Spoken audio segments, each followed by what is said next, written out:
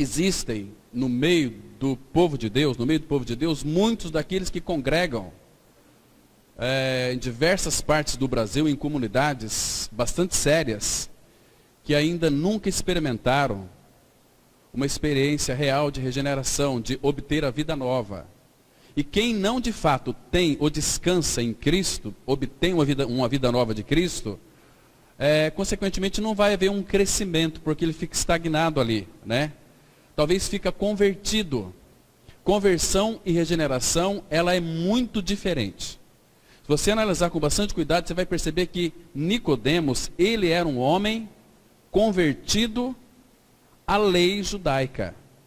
Ele era mestre em Israel, que pregava as Escrituras, sem contudo ter uma experiência real com as Escrituras que ele então pregava. Né? Pregar a lei, pregar a Bíblia, não significa muitas vezes que temos de fato uma experiência real com o nosso amado Salvador, Senhor Jesus Cristo. Como que podemos perceber isso, irmãos? É quando nós temos um anseio pelo Senhor, quando nós priorizamos o Senhor, isso significa que somos nascidos de Deus. Quando nós não nos importamos com o nosso Senhor, lá em Mateus 22, de 1 a 5, né, que o rei convidou todos para as bodas de seu filho. Claro, o pai chama-nos para um relacionamento, para uma grande festa de casamento. Esse grande dia vai acontecer na nossa vida, porque hoje nós somos a noiva do Cordeiro. Mas um dia esse casamento vai se consumar, né, em breve tempo. Quando ele voltar para nos buscar, quando a igreja estiver preparada, então vai haver esse casamento. Então, irmãos, naquela grande boda, as bodas não de Canaã, mas lá de Mateus 22, de 1 a 5, você vai observar no versículo 5 que muitos não se importaram com aquele convite. Eles não fizeram conta. Tanto faz como tanto fez, é uma boda, então eu vou cuidar das minhas propriedades, das minhas fazendas, dos meus bois, eu vou cuidar do meu filho, da minha filha, vou cuidar da minha família, então vamos deixar as bodas de lado. Ou seja, muitos priorizam, em primeiro lugar, a família. A família não é o centro. O centro é Cristo. Embora a família faça parte do eterno propósito de Deus. Faça parte, mas ela não é a parte integral. A parte integral, de fato, é que todas as coisas congreguem, converjam na pessoa de Cristo. Então, cristianismo tem como centralidade Cristo. Aí, consequentemente, quando nós estamos em Cristo, sendo fortalecido pelo Senhor, consequentemente a família vai estar sendo fortalecida e abençoada, os nossos trabalhos serão abençoados, os nossos relacionamentos serão abençoados pelo Senhor. Se você ler, por exemplo, Gênesis capítulo 39, então quando José, ele foi trazido, foi comprado pelos ismaelitas, né, que os irmãos de José o venderam, e Potifar o comprou. E Potifar colocou na casa dele. Quando Potifar fez José mordomo da sua casa, e a palavra fala que o Senhor era com José, tudo que José colocava a mão, Deus abençoava. Então, Potifar o colocou mordomo sobre todas as coisas. Então, não apenas a casa de Potifar, mas também o seu campo, e tudo que ele fazia era abençoado. Né? Então, imagine, irmãos, o nosso lar é um lar abençoado, o nosso trabalho é um trabalho abençoado, porque o Rei do Universo, o Senhor Jesus Cristo, Ele está em nós e, consequentemente, ao nosso derredor, tudo é abençoado. Até os ímpios que estão perto de nós, eles são abençoados, ainda que se não nascer de novo, eles vão perecer, mas se de fato eles estão ao nosso derredor, eles são abençoados e também podem ser abençoados com a palavra de Deus. Irmãos, vamos ler aqui o primeiro texto, João capítulo 3, versículo 3, a parte B, que diz assim a palavra: em verdade te digo que, se alguém não nascer de novo, não pode ver o reino de Deus. Vamos ter uma palavra de oração. Amado Pai, nós te damos graças por esta manhã tão preciosa, por essa manhã quente.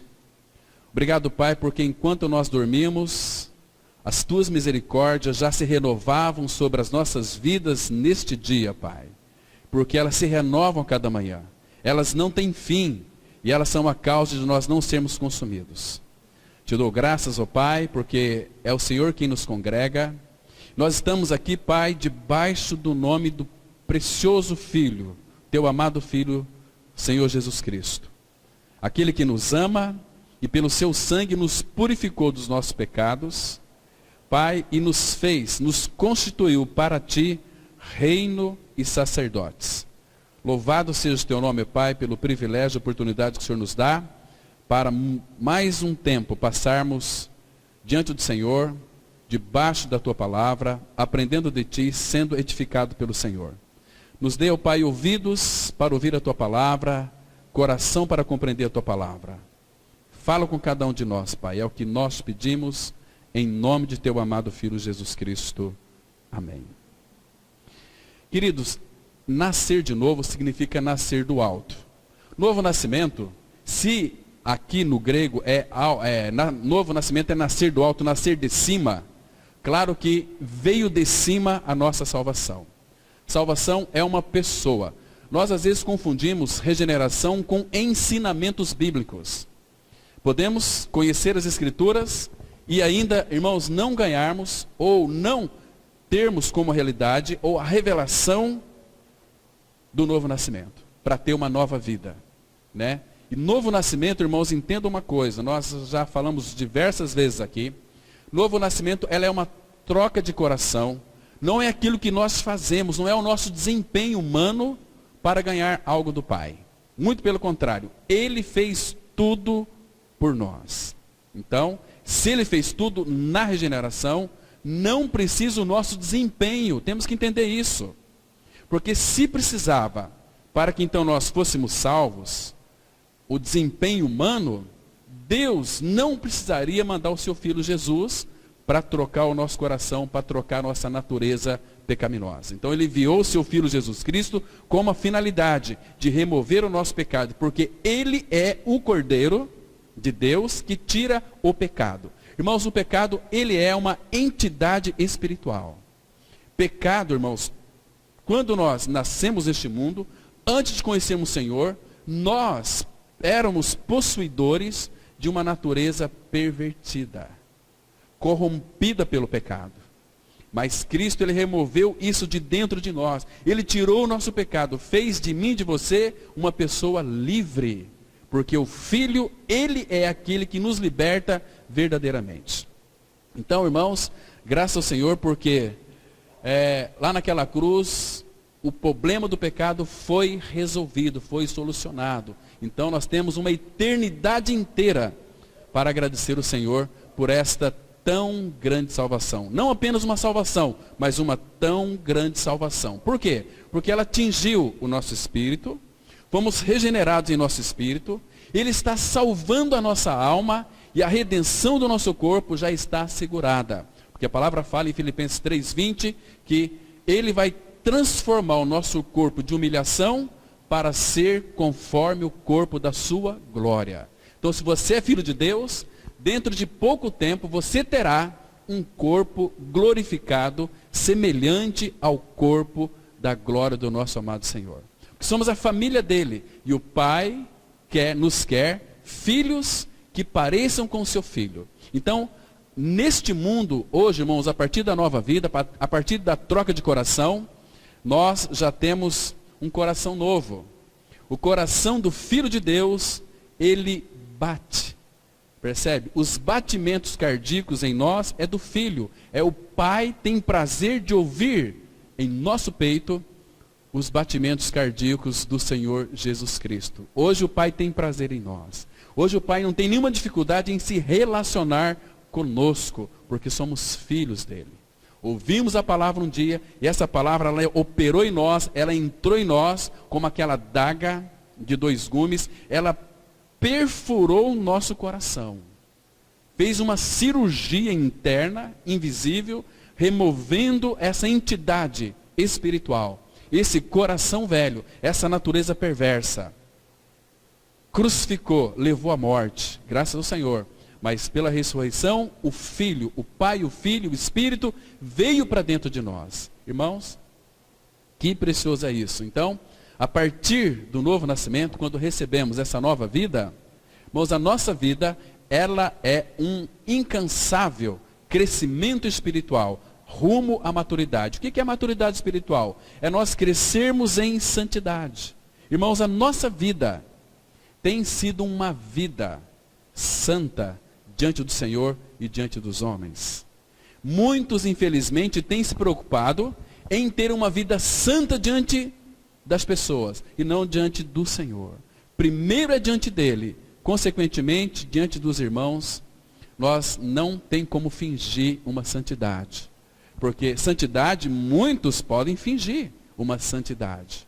Né? Eu sou filho de Deus. Ai, puxa vida, eu tenho lido tanta palavra, eu tenho orado tanto. Meus irmãos, mas aquilo que eles professam, muitas vezes, é desmentido pelas suas obras, pelas suas atitudes, pelo seu tratamento com a sua esposa, com seus filhos, com seu marido. Né? Será que existe lá no meu lar, como diz o salmista, portas adentro em minha casa terei coração sincero? Sincero. Né? Do portão de dentro para minha casa eu vou ter um coração sincero. Né?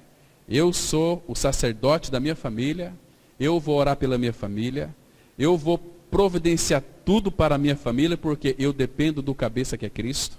Ele vai suprir tudo, não é assim?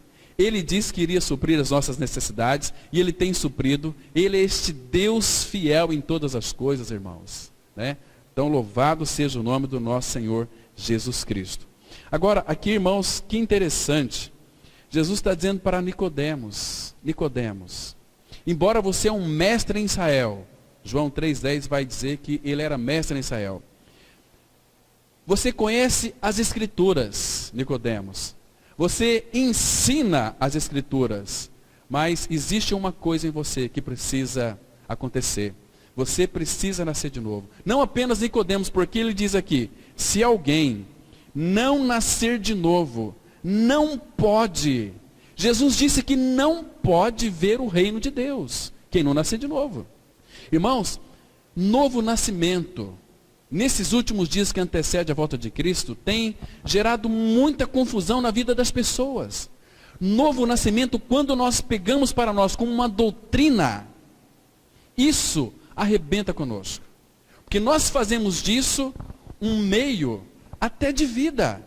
Até muitas vezes para nos se safar de algumas situações. Mas novo nascimento, meus irmãos, não é apenas uma doutrina, um ensino, é uma realidade. É Cristo habitando em nós. É Cristo trocando o nosso coração velho por um coração novo. Então será que essa é a nossa experiência? E para que isso aconteça, nós temos que ter uma profunda convicção de que nós fomos crucificados e estamos crucificados e vivemos uma vida de crucificados, levando sempre e por toda parte o morrer de Jesus. Porque, irmãos, quando nós nascemos de novo, nós não vamos mais nos intrometer com negócios desta vida. Por quê? Porque o nosso desejo é satisfazer aquele que nos arregimentou. Entende, irmãos? Quando nós nos envolvemos com negócios desta vida, onde o Senhor não está envolvido, significa que temos que avaliar o nosso novo nascimento. Se somos de fato uma nova criatura, ou então nós temos uma doutrina de novo nascimento na nossa cabeça. Igual a cobra urutu, tem cruz na cabeça, mas não tem cruz no coração. Então qualquer pessoa pode sair dizendo por aí que está crucificado com Cristo, está repetindo jargões religiosos, sem contudo ter vida de Cristo no seu interior. É diferente. Observe, irmãos, observam isso. Vejam como que o cristianismo hoje, segundo alguns pesquisadores, diz que a igreja evangélica brasileira, ela está crescendo de uma forma 70%. Meus irmãos, pelo contrário, eu penso que está não havendo um crescimento, mas um inchamento de pessoas dentro das igrejas, sem contudo destituído de vida cristã. Porque é impossível, irmãos, uma pessoa que se diz uma nova criatura, ela seja adúltera. É impossível uma pessoa que é nova criatura se envolva com coisas onde Deus, Cristo, Espírito Santo não está envolvido, irmãos. Não tem vida. Estão me entendendo? E a palavra fala assim em Provérbios: não vos associeis com os revoltosos. Está me entendendo? Então isso é muito sério no meio do povo de Deus. Ou nós somos do Senhor definitivamente, porque quem nasceu de novo vive para o Senhor no seu trabalho, no seu lar, aqui em comunidade, porque nós somos a igreja do Senhor, em todos os lugares, irmãos, tudo aquilo que nós fazemos, comemos, bebemos, ou façamos qualquer outra coisa, seja tudo para a glória de Deus. Irmãos, aquilo que nós fazemos no nosso trabalho secular, o nosso Deus e Pai, Ele é glorificado. Irmãos, as nossas viagens, os nossos lazeres, o nosso Pai é glorificado naqueles lazeres. Porque, irmãos, fora do nosso reduto nós temos uma tendência de nos envolver com o mundanismo e se regozijar com o mundanismo e depois nos apresentamos diante do Senhor, nós somos filhos de Deus, nós somos novas criaturas, mas a vida não condiz isto. Então, um engano, irmãos, bastante ferrenho. Ou nós somos do Senhor, ou nós não somos do Senhor. Porque quem é de Deus tem prazer nele, tem prazer em congregar. Por que que muitos não têm prazer em se congregar? Porque são pessoas espiritualmente mortas. Um morto, ele não tem, assim, uma ação para com Deus, porque ele está morto. O que vai satisfazê-lo são coisas deste mundo, músicas mundanas, novelas, filmes, são coisas legítimas, não é? O que que tem assistir um filme? O que que tem você ouvir uma música aí secular? Não tem nenhum problema, mas isto ofende a santidade do nosso Pai Celestial. Porque se nós ouvimos uma música que não seja de fato cristã, o que que acontece, irmãos? O Espírito Santo em nós, será que ele se agrada disto? Nós vamos entristecer o Espírito Santo de Deus, irmãos. Porque nós estamos buscando alegria nas coisas terrenas e não nas que vêm de cima. E a palavra fala: buscai as coisas do alto.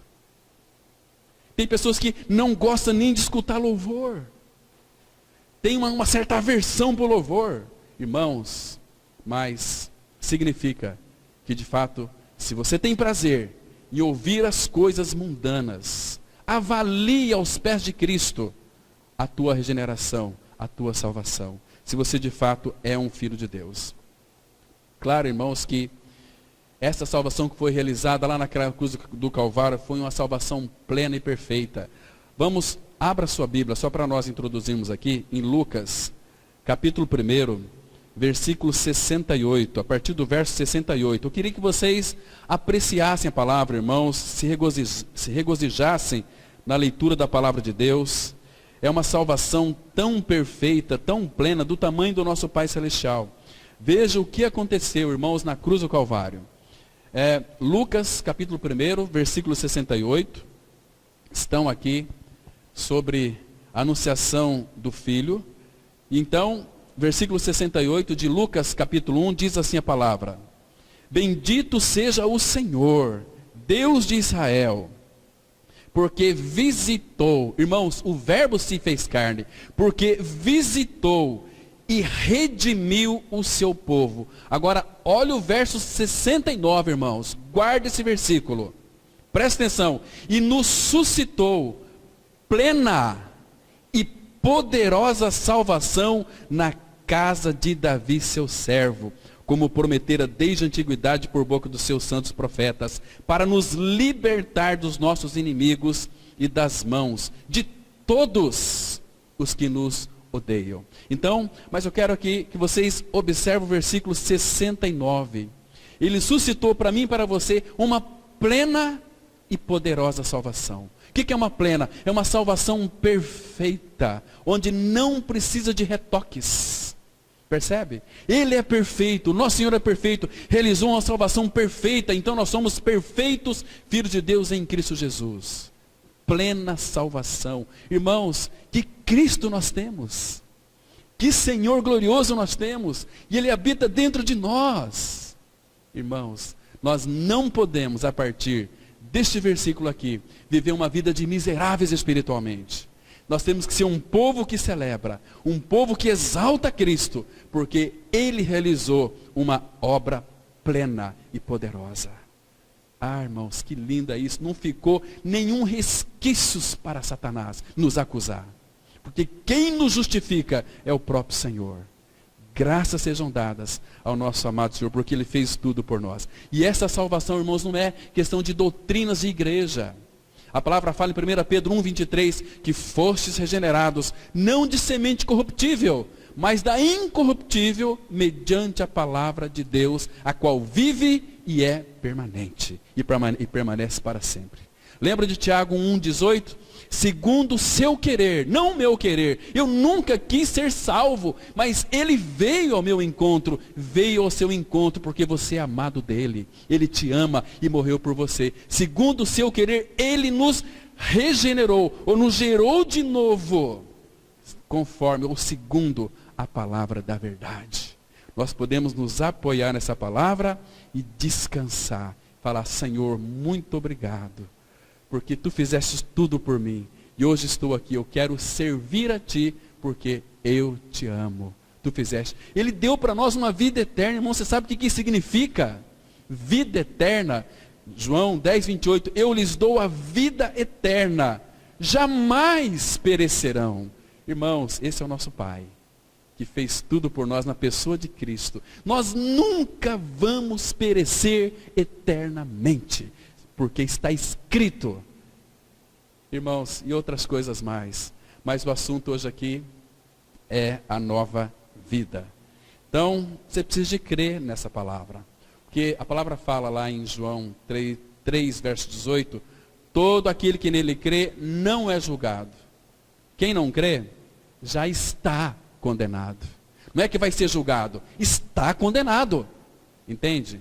Então, quem nele crê não é julgado. Mas o que não crê, não fala que vai ser julgado, já está condenado. E qual é a condenação? A perdição eterna. Irmãos, nós temos que levar o nosso cristianismo a sério. Porque Deus é sério, o Senhor Jesus é sério, o Espírito Santo é sério, a palavra dele é séria. Então, se nós podemos ter os ouvidos abertos para crer nessa verdade, se agarra a essa palavra, fala, Senhor, muito obrigado. Faze-me de mim um homem e uma mulher santo e santa. Quero viver inteiramente para Ti, porque Tu és a minha alegria, a minha satisfação, o meu prazer. Irmãos, o Pai tem todo o seu prazer em nós. Por quê? Porque no nosso interior habita a pessoa de Cristo. Oh, bendito Senhor. Como é precioso o nosso Senhor. Irmãos, mas infelizmente, poucas pessoas são aquelas que desfrutam do nosso amado Senhor. Ele é o nosso desfrute. Irmão, nós podemos ir para o quarto, a hora que você quiser. Às tardes, de manhã, quando você tiver um tempo na sua casa, à noite. Entra no quarto, fecha a porta e fala com Ele. Que delícia desfrutar do nosso amado Senhor. Nós vamos enriquecer muito. Ele é o Todo-Poderoso que olha para nós. A palavra fala assim, que Ele está com seus ouvidos atentos à oração dos seus justos. Que precioso é isso, irmãos. Então nós vamos caminhar um pouquinho aqui analisando, irmãos, sobre essa questão da nova vida, ou do novo nascimento, ou troca de coração, ou regeneração, como você quiser achar melhor. Então o Evangelho de João não enfoca coisas miraculosas, mas somente a vida. É por isso que até mesmo os milagres feitos pelo Senhor são chamados de sinais neste livro, significando que o Senhor veio para dar vida, não para milagres. Embora Ele faça milagres, embora Ele é poderoso, nada é impossível para Ele, mas o Evangelho de João vai tratar especificamente sobre milagres. Milagres, sobre vida. Em quase todo o capítulo 3 deste Evangelho, vemos a conversa de Jesus com Nicodemos. Nicodemos era da classe mais elevada, era mestre com a mais alta educação e ensinava o Antigo Testamento, a palavra sagrada. Ele era líder dos judeus, tinha uma posição com determinada honra e autoridade. Ele era um homem velho de quase 70 anos. Quando Jesus tratou com ele sobre o novo nascimento, ele respondeu, aqui em João 3, versículo 4. Como pode um homem nascer sendo velho? Pode, porventura, voltar ao ventre materno e nascer segunda vez?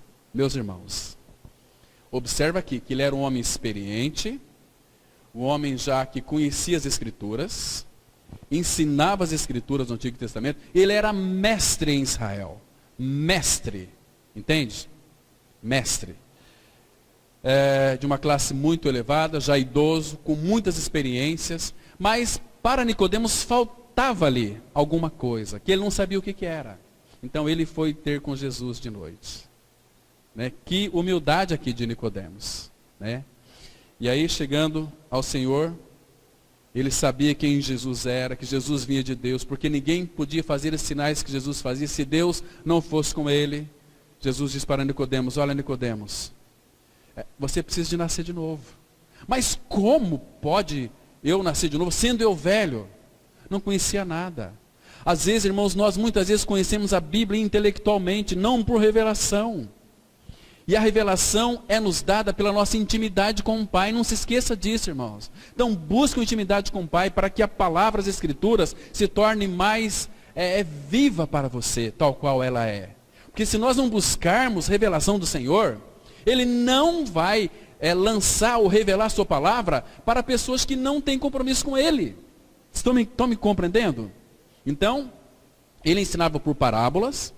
As pessoas ouviam, achavam interessantes, mas os discípulos ouviam e achavam interessantes, e chamavam Jesus em particular e dizia, Senhor, explica-nos a parábola. Então Jesus explicava a parábola para eles. Então aqui, como pode?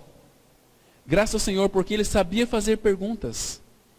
Pode porventura voltar ao ventre materno e nascer segunda vez?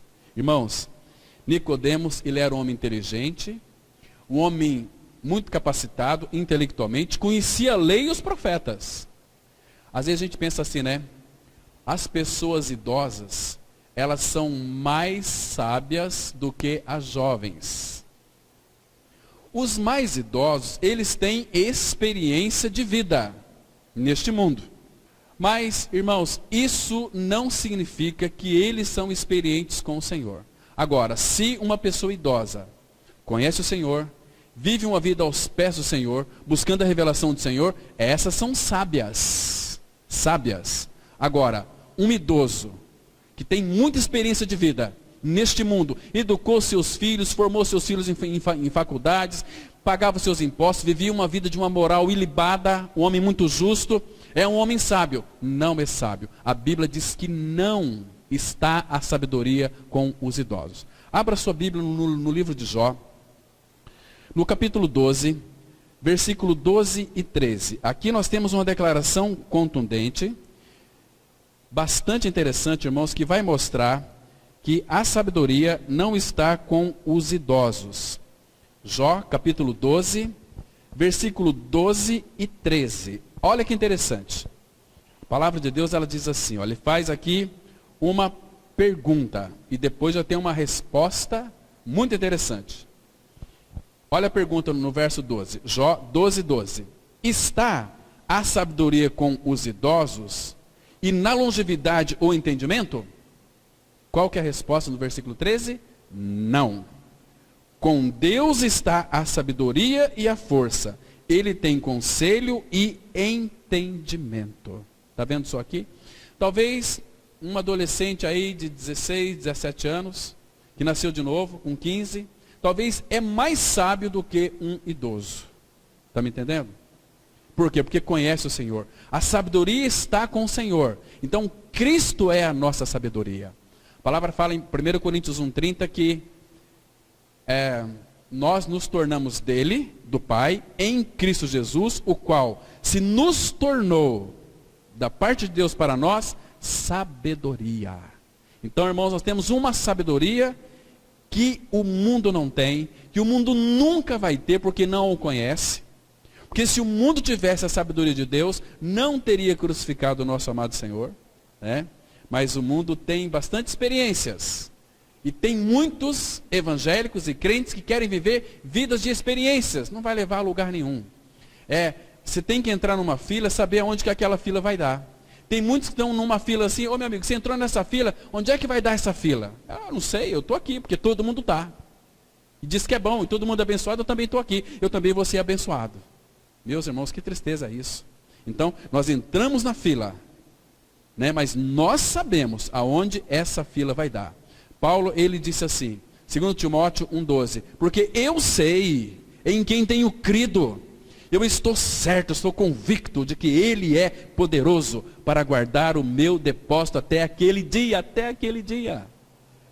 Que lindo, irmãos, é isso aqui. Convicção maravilhosa que Ele nos dá para nós, né? Então, uma pergunta aqui. Ele disse para Nicodemos disse para Jesus, como pode um homem nascer sendo velho? Como que Deus nos salva, irmãos? Só tem um método.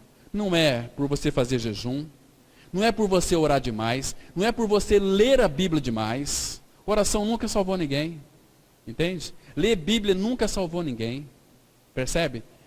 Vamos abrir em 1 Coríntios capítulo 1, versículo 21, 1 Coríntios 1.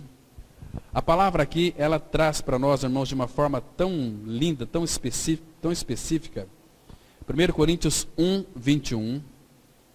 Observa aqui qual é o método que Deus usa para salvar pecadores. 1 Coríntios 1, verso 21, diz assim a palavra. Visto como, na sabedoria de Deus, o mundo não o conheceu por sua própria sabedoria. Aprove a Deus salvar os que creem pela loucura da pregação. O que vai libertar o pecador do seu pecado é a pregação, loucura da pregação. Agora, se fosse, presta atenção, irmãos, ele está dizendo aqui que não é pregações que salva. Há uma loucura na pregação. Que loucura que é essa? Que loucura que é essa? 1 Coríntios 1, 18, a palavra de Deus, ela diz assim, pode acompanhar aqui. Diz assim, certamente, a palavra da cruz é loucura para os que se perdem. Mas para nós que somos, não é que vamos ser, que somos salvos, poder de Deus. E poder de Deus está centralizado no Evangelho. O Evangelho é Cristo e a sua obra consumada. Então, existem pregações que não salvam, mas a loucura da pregação, essa salva. Porque fala de Cristo e a obra do Calvário, onde nós fomos ali substituídos e também fomos incluídos naquela morte. Aí sim, há uma verdadeira libertação de pecado, uma verdadeira salvação. Sem essa experiência com a palavra, nós só somos crentes e evangélicos. Mais nada. Agora, se somos de fato regenerados, porque cremos na palavra, aí somos filhos, somos santos, somos novas criaturas verdadeiramente, né? Então, é preciso de ganhar uma experiência com a palavra. Vamos avançar. O fato de esse homem experimentado, educado e idoso, ir ver alguém muito mais jovem do que ele, demonstra um pouco de humildade. Além do mais, embora fosse um mestre, ele dirigiu-se ao Senhor Jesus como rabi. Entre os judeus, chamar uma pessoa de rabi significa que você está sendo humilhado. Nicodemos era um homem honesto. Seu modo de falar revela a sua honestidade. Ele era um homem de padrão superior, de formação elevada e moral. Você pode encontrar uma pessoa melhor que Nicodemos? Não tem. No entanto, Jesus disse a ele em João 3,7, não te maravilhes de ter dito, necessário vos é nascer de novo. Nicodemos, você precisa nascer de novo. Mas por que, Senhor Jesus? Ele responde lá em João 3,6, Nicodemos, o que é nascido da carne é carne. Se você nasceu dos seus pais, você é filho de seus pais terrenos. Mas o que é nascido do Espírito, nascido do alto, é espírito vivificado, espírito regenerado. É nascer do alto, é nascer de cima, é nascer de Deus. Né? O que é nascido da carne é carne. Eu nasci dos meus pais, sou carne. Mas graças ao Senhor, um dia Ele pôde abrir os meus olhos e os ouvidos para que eu pudesse crer que eu fui incluído naquela morte, participei da sua morte, porque a morte de Cristo é uma morte participativa, porque o salário do pecado é a morte, você tem que morrer para poder viver uma nova vida. Sem morte não há vida reta e santa, né? Então, irmãos, lamentavelmente, existe um povo que está caminhando para a sepultura sem a vida de Cristo, porque nunca experimentaram esta graciosa experiência de regeneração mediante a palavra, né? Mas vamos, então, aqui, novo nascimento, meus irmãos, é uma necessidade. Não fique maravilhado, Nicodemos, de eu ter dito isso para você. Necessário, você precisa, é necessário nascer de novo. Você precisa, Nicodemos, nascer de novo. Sem novo nascimento, você não vai ver e nem entrar no reino. Em sua conversa com Nicodemos, o Senhor revelou que, a despeito de quão bons sejamos, ainda precisamos de regeneração. A regeneração é a primeira necessidade do homem. As pessoas morais, bem como as imorais, precisam de regeneração. Tem pessoas que são moralmente muito boas, boazinhas, às vezes até frequentam uma religião.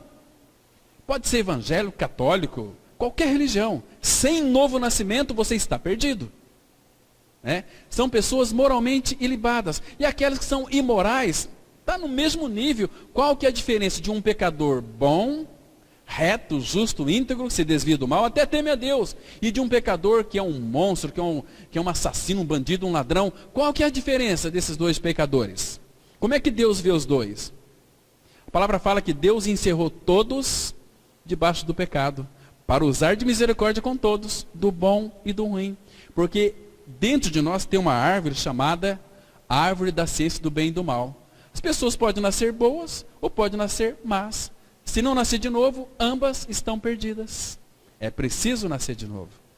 Então, 2 Coríntios 5,17, a Bíblia diz assim: assim que, se alguém está em Cristo, nova criatura é. As coisas velhas já passaram, eis que tudo se fez novo. Irmãos, que precioso é isso aqui. Tudo se fez novo na vida de uma nova criatura. As coisas velhas já passaram. Irmãos, você, para ser convencido pelo Espírito Santo, primeiro o Espírito Santo tem que nos convencer do pecado. Então, quando nós nascemos de novo, quando você olha para trás, a sua vida velha que você tinha, qual que é o sentimento que você tem? Se você ler Ezequiel 36, versículo 31, a palavra fala assim: então vos lembrareis dos vossos atos que não foram bons, e vós tereis nojo em vós mesmos. Tá certo? Ter nojo de nós. Puxa vida, aquela minha velha vida, aquilo que eu praticava, que eu achava que era bom, que me trazia tanto prazer para mim, aquilo lá me dá nojo hoje. Você tem nojo da sua velha vida? Tem pessoas que têm tanto nojo da sua velha vida que vai comer vômito de cachorro de novo. Porque aquilo é gostoso, aquilo é vômito. O mundo é um vômito, é uma coisa fétida, é podre. E as pessoas, estou falando aqui no meio evangélico, ainda têm prazer em se alegrar com coisas mundanas. Seria melhor que eles nunca tivessem conhecido o amor da verdade. Agora conheceram, fica voltando para trás, naquelas coisas podres, aquelas coisas que não trazem nenhuma satisfação para o coração do Pai. Isso é horrível, irmãos, isso é terrível. Mas vamos avançar aqui um pouquinho mais. Muitos cristãos mantêm um conceito errôneo de que as pessoas precisam de regeneração simplesmente porque são caídas. Todavia, se o homem nunca tivesse caído, ainda assim precisaria de regeneração. Mesmo que Adão não tivesse caído, ainda necessitava de regeneração. Foi por isso que Deus o colocou em frente à árvore da vida. Se Adão tivesse participado da árvore da vida, ele teria sido regenerado. Tem pessoas que falam assim, né?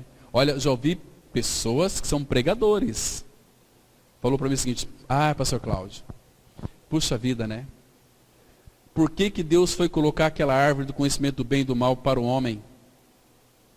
Né? Eu falei, mas Deus colocou também a árvore da vida. E tinha todas as árvores, mas tinha duas árvores que eram muito especiais. A do conhecimento do bem e do mal e a árvore da vida. Mas por que que Deus colocou a árvore da vida ali, no jardim do Éden? Por quê?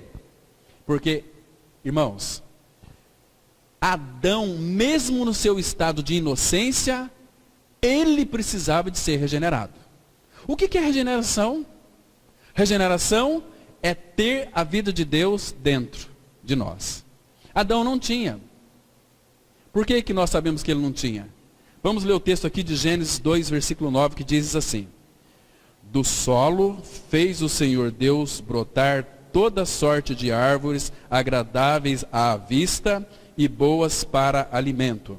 E também a árvore da vida no meio do jardim e a árvore do conhecimento do bem e do mal. Então vocês observam, irmãos, que Deus colocou lá no jardim do Éden a árvore da vida. Porque Adão, mesmo naquele estado de inocência, que nunca tinha cometido pecado, ele precisava da vida de Deus.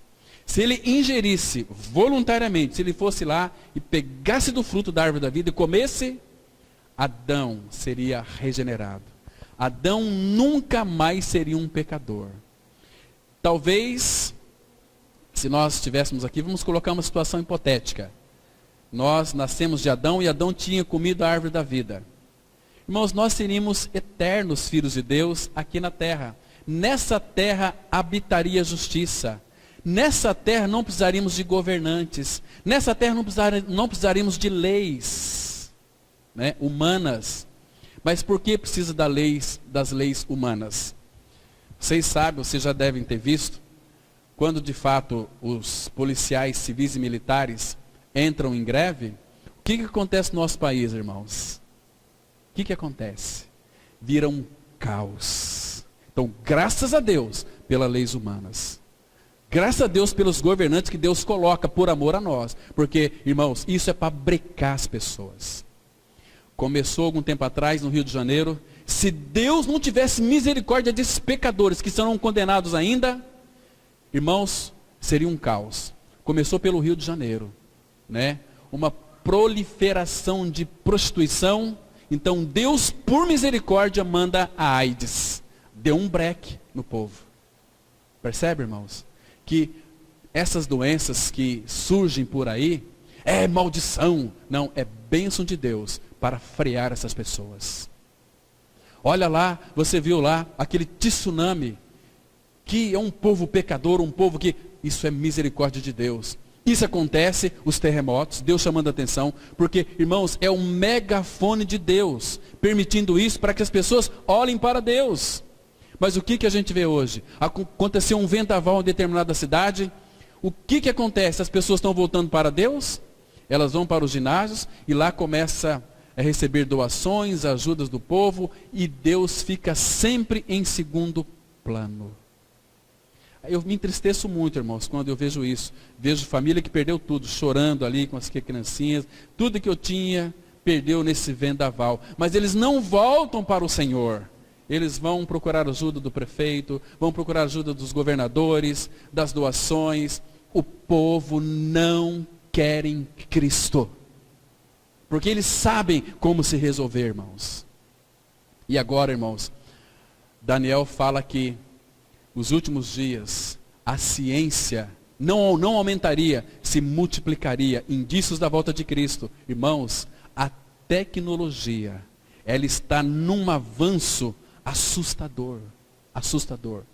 Isso está deixando o ser humano totalmente bobo. Idiotas das cibernéticas. Pessoas viciadas. A ponto de uma mãe falar para um professor dizendo o seguinte: olha, meu filho, está vendo aquele balde lá? Meu filho, aquele balde lá é para ele fazer o pipi, para fazer xixi ali. Reinventando o pinico. Assim, porque ele não pode ir no banheiro, tem que ficar na frente do computador, então faz xixi naquele balde. Misericórdia. Filho, vem aqui para você ver o lindo pôr do sol. Ele vai lá: mamãe, filho, vem aqui ver o pôr do sol. Mãe, eu estou vendo aqui pelo computador. Meu Deus. É um povo bobo, um povo idiota, um povo que perdeu totalmente o senso de pensar. Isso que Satanás quer. Porque crer também é pensar. Está entendendo, irmãos? Então, o que nos entristece é que muitos filhos de Deus têm sido levados por essa enxurrada cibernética. É uma bênção saber usar a internet. Mas para que nós temos usado isso, irmãos? Em que isso tem trazido fruto para nós e para o povo? Né? Como é que pode uma pessoa falar que não tem tempo para ler as Escrituras se passa 3, 4 horas diante de uma rede social? E rede social, WhatsApp, Facebook, Instagram, essas porcariadas todas, elas serão, segundo John Piper, aqueles que vão testemunhar contra nós, por nós alegarmos ao Pai que não tínhamos tempo de orar e de ler a palavra de Deus. Isso é muito horrível, irmãos. Então, irmãos, peça ao Senhor discernimento espiritual. Discernimento espiritual. Eu achei muito interessante ontem, o nosso irmão estava ministrando aqui. Ele fez uma brincadeira muito interessante. Chegou o professor na sala de escola dominical e falou assim: pessoal, levanta a mão direita aí. Pode levantar a mão direita. Todos levantou a mão direita. Agora levanta a mão esquerda. A Bíblia diz que tem um povo que não sabe discernir a mão direita da mão esquerda. Aí essa criança chegou em casa e disse, a mãe perguntou para ela: filha, e daí? O que você aprendeu hoje lá na escola dominical? Eu aprendi sobre a mão direita e sobre a mão esquerda. Então, filha, qual que é a mão direita? Essa aqui, mamãe. E qual que é a esquerda? Mamãe, eu não sei. A esquerda ficou para a semana que vem que ele vai explicar para nós o que é a mão esquerda. Meu Deus. Isso parece uma brincadeira, mas é sério. Espiritualmente falando, tem pessoas que não sabem discernir a mão direita da mão esquerda. Isso aqui é o diagnóstico da palavra de Deus. Né? Então, irmãos, Adão precisava de ser regenerado. Adão precisava de ter a vida de Deus. E é pela palavra. Mas hoje, irmãos, infelizmente, o que é triste, o povo não quer a palavra de Deus. O povo quer arrepio, quer se emocionar, quer chorar, quer cair para trás, quer fazer um reteté terrível. Mas cadê a palavra? Cadê Cristo, irmãos? A palavra de Deus para esse povo é vergonha para eles. Abra sua Bíblia em Jeremias capítulo 6, versículo 10. Jeremias 6, verso 10. Olha o que a Bíblia está dizendo aqui. Jeremias 6, verso 10. Diz assim a palavra. Primeiro aqui, faz uma pergunta, né? Muito interessante. Diz assim, Jeremias 6, verso 10. A quem falarei e testemunharei para que ouçam? Percebe aqui que começa no ouvir? Agora veja aqui. Eis que os seus ouvidos estão incircuncisos e não podem ouvir. Eis que a palavra do Senhor é para eles coisa vergonhosa. Não gostam dela. Não gostam dela. Irmãos, infelizmente as pessoas, sabe por que eles não gostam da palavra de Deus? Porque estão espiritualmente mortas. Estão mortas espiritualmente. A palavra de Deus as incomoda. Aí ela se revolta contra o pregador. Se você ler Jeremias, irmãos, você vai perceber, Jeremias pregava a palavra de Deus, ele era duro, verdadeiro, porque falava o que Deus mandava ele falar. Mas aí, o povo se revoltava contra Jeremias. Contra Jeremias. Está me entendendo?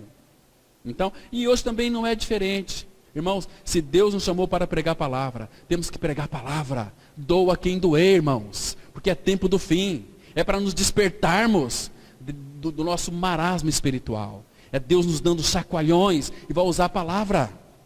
Fala assim, puxa vida. Tem muitos que falam assim, você não pode ser tão duro na palavra. Irmãos, se Deus nos chamou para pregar a palavra, vamos agradar as pessoas? Vamos entreter os bodes? Não, temos que pregar a palavra. Porque a palavra, ela dói, machuca, fere. Ele fez a ferida e ele vai ligar. Mas a palavra cura, a palavra liberta, a palavra restaura. A palavra nos faz nascer de novo. A palavra faz com que Cristo venha para dentro de nós. Então nós precisamos amar a palavra de Deus. Nesses últimos dias, o povo está virando as costas pela palavra. Os últimos dias seriam marcados não por avivamento da palavra, mas por apostasia à palavra.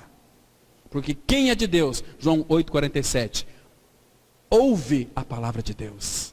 Não palavra nossa. Irmãos, nós não temos palavras. Nós não temos nem palavra. O que nós temos para pregar é a palavra de Deus. E parece que ela vem contra nós, né? É nós que estamos contra a palavra, deixando de escutá-la. Mas vamos avançar aqui. Por sermos humanos, todos têm vida humana. O problema não é se a nossa vida humana é boa ou má. A despeito do tipo de vida humana que temos, uma vez que não possuímos a vida divina, precisamos ser regenerados. Ser regenerado significa simplesmente ter a vida divina além da nossa vida humana. A vida divina é o próprio Deus em Cristo habitando em nós, dentro de nós. E para nascer de novo é necessário morrer. Veja o que Paulo escreveu aqui em 1 Coríntios 15, verso 36. Insensato, o que semeias não nasce se primeiro não morrer.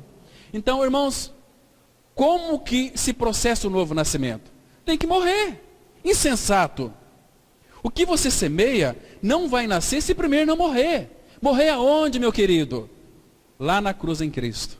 Ele me atraiu, me colocou no seu corpo, me crucificou e me fez morrer, e me sepultou com ele.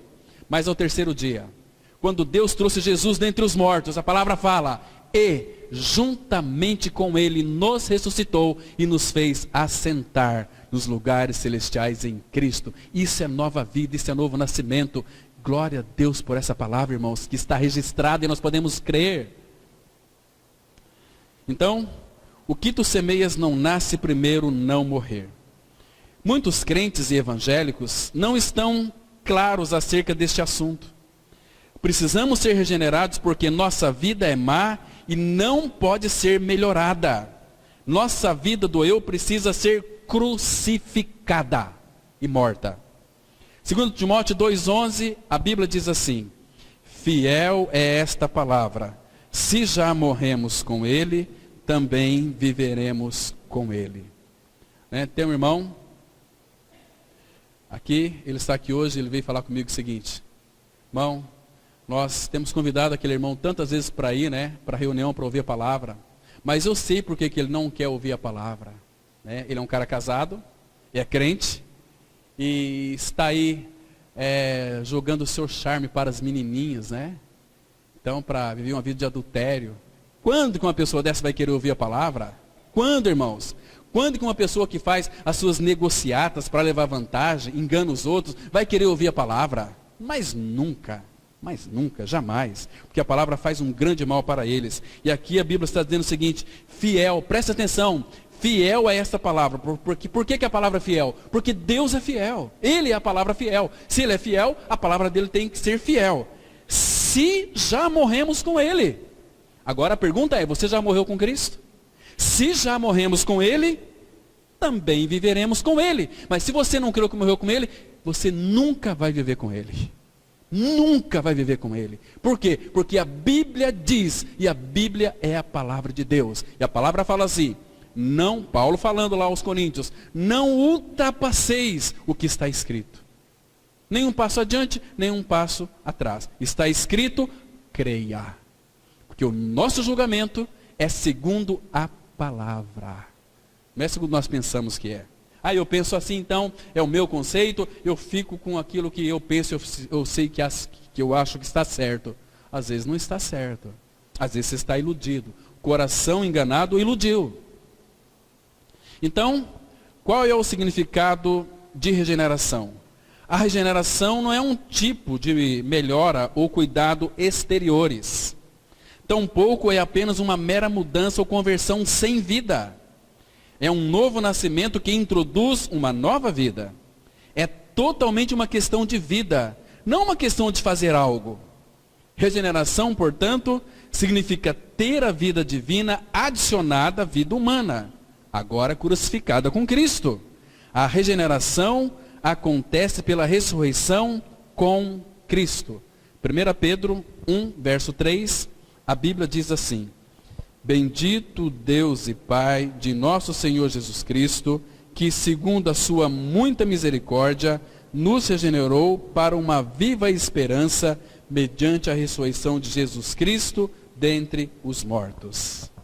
Irmãos, que lindo é isso aqui. Então, a regeneração, às vezes as pessoas pensam assim: eu estou crucificado com Cristo, estou crucificado com Cristo. Tá, você está morto, estou crucificado com Cristo, mas não sai disso. Irmãos, a regeneração não é pela nossa morte com Cristo, é pela nossa ressurreição junto com Cristo. Pela ressurreição. Olha, bendito Deus e Pai de nosso Senhor Jesus Cristo, que segundo a sua muita misericórdia, nos regenerou para uma viva esperança, mediante o quê? A ressurreição de Jesus Cristo dentre os mortos. A nossa viva esperança, Cristo em vós, a esperança da glória. Por quê? Porque Ele é a ressurreição e a vida. Quem nele crê, ainda que morra, viverá. E todo que vive e crê nele nunca morrerá eternamente. Crês isto? É muito sério, irmãos, muito sério. Então vamos avançar um pouquinho mais aqui, queridos. Devido à cultura humana e religião judaica, Nicodemos pensava que o homem precisava comportar-se bem. Uma vez que o homem deve ter boa conduta e adorar a Deus de maneira correta, ele precisa de muito ensinamento. Nicodemos cria que Cristo era um mestre vindo de Deus. Isso indica que ele deveria ter pensado que precisava de melhores ensinamentos para aperfeiçoar a si mesmo. Mas a resposta do Senhor revelou-lhe que sua necessidade era nascer de novo. Sua verdadeira necessidade, portanto, não era de melhores ensinamentos, mas da vida divina. E foi exatamente isso que Cristo veio trazer: vida. João 10:10 diz assim: o ladrão vem somente para roubar, matar e destruir. Eu vim para que tenham vida e a tenham em abundância. Essa palavra aqui, abundância, é vida eterna, uma vida que transborda, é uma vida preciosa. Ele disse assim lá em João 10:11: o bom pastor dá a vida pelas suas ovelhas. Isso é maravilhoso. Então, essa é a finalidade do Filho. Não apenas trazer vida para nós, mas vida em abundância. Vida que transborda, vida que nos alegra, uma vida que satisfaz, uma vida que é eterna, que não tem mais fim. Porque, irmãos, às vezes o perigo é, como disse nosso Senhor, lembra, tratando com os judeus, os fariseus, ali em João 5,39, Jesus diz para ele o seguinte: vocês aí, examinem as Escrituras, porque vocês julgam ter nas Escrituras a vida eterna, mas são as Escrituras que falam de mim.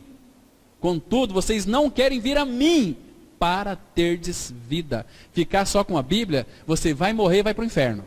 Agora, temos a Bíblia, agora vá a Cristo para ter vida. Vá se relacionar com Ele, Senhor Jesus. Oh, meu Pai amado, que precioso. Vamos ter vida nele. Vamos sair da intelectualidade, vamos entrar numa realidade espiritual com Cristo.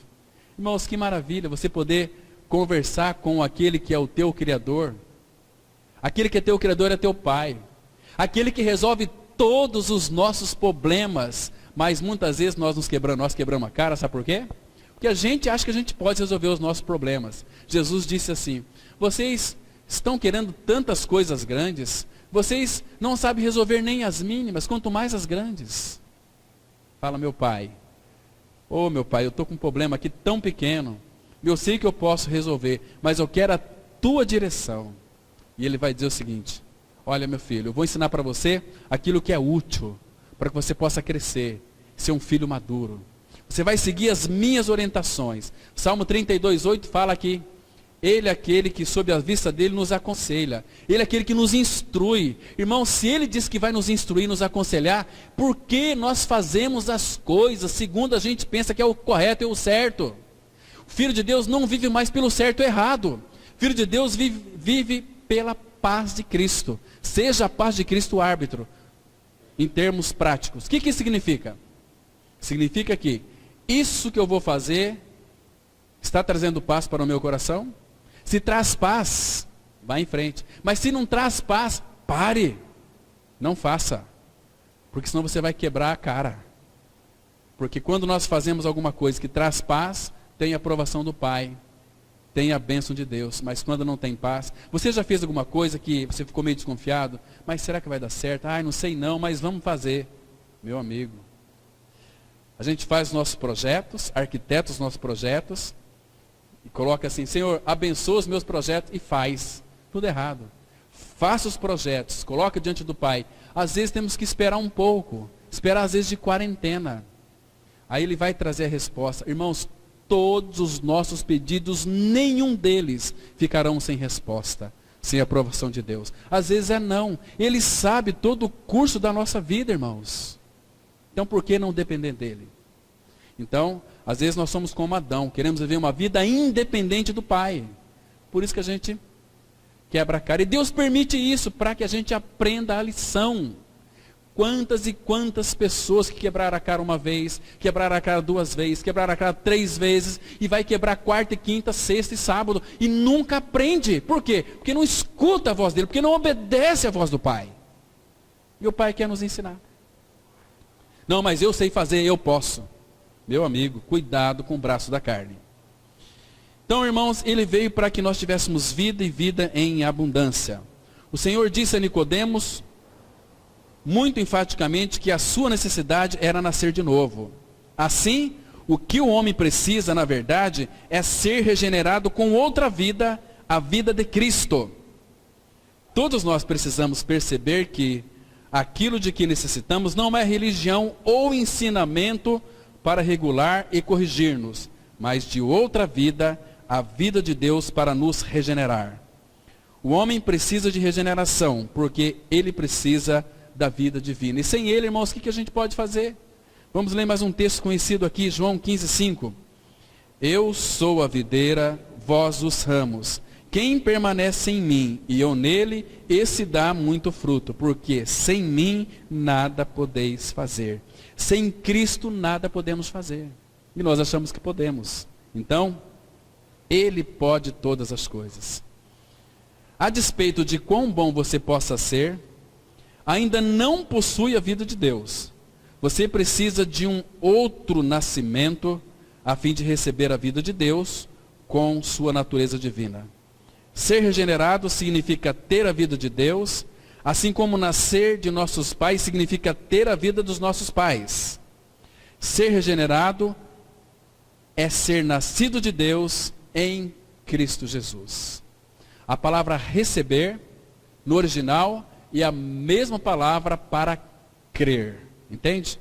Então vamos ler aqui o último texto, João 1, versículo 12 e 13, que diz assim: Mas a todos quantos o receberam, deu-lhes o poder de serem feitos filhos de Deus, a saber, aos que creem no seu nome, os quais não nasceram do sangue, nem da vontade da carne, nem da vontade do homem, mas de Deus.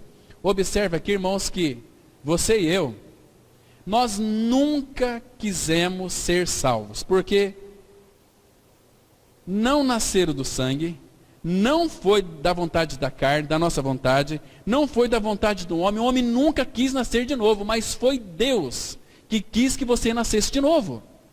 Foi Deus que abriu seu entendimento para crer naquela verdade, que você foi incluído ali no corpo de Cristo, e aquela morte de Cristo foi a sua morte, e a ressurreição de Cristo foi a minha e a sua ressurreição. Isso significa ter a vida nova. Amém. Vamos orar. Pai, obrigado, porque Tu trocaste o nosso coração por um novo coração. Obrigado porque nós podemos celebrar a vida de Cristo. Obrigado, Pai, porque Tu és aquele que tem nos guardado em Teu nome. Somos Teus. Obrigado porque não somos apenas filhos, somos santos e amados do Senhor. Obrigado, Pai, porque até aqui o Senhor tem nos sustentado. Continue falando conosco, Pai. Pai, o Teu recado foi entregue. Abençoa a Tua palavra, porque ela é poderosa, ela tem o poder de trocar o nosso coração, de nos regenerar. Nós entregamos nas Tuas mãos aquilo que foi falado, para que o Senhor abençoe e impregne em nossos corações e mentes. É no nome de Teu Filho Jesus que nós oramos. Amém.